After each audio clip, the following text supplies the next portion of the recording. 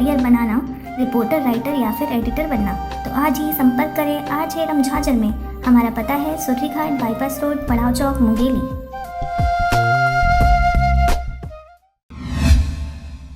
नमस्कार, स्वागत है आपका RJ रमझाझर में और मैं हूं पुखराज सिंह। पूर्व सरपंच की लापरवाही और निर्लजता की वजह से गांव बना गौशाला। शिक्षा, स्वास्थ्य के साथ साथ मूलभूत सुविधाओं का लगा हुआ है अंबार। गांव वालों को हर बार जनप्रतिनिधि दे रहे झूठा आश्वासन और पकड़ा रहे हाथों में झुंझुना।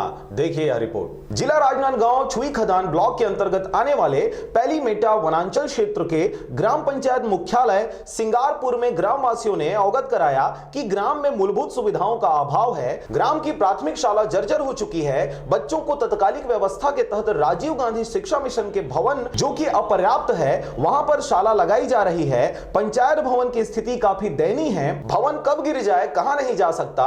गौठान कीचड़ युक्त है, मुरुम नहीं डलवाया गया है। गांव में मात्र 4 शौचालय ही बनाया गया है जो उपयोग के लायक नहीं है। गांव समस्या सामने है। अभी हमारे यहाँ मवेशी गौठान में दिखे, आप मन देखो कि इतना कीचड़ है। कीचड़ में माड़ी भर दलदल रहता है, पर भी से वो बैठने में बहुत परेशानी है। और वहीं पर पूरा गांव वाले गुजरते हैं, है ना।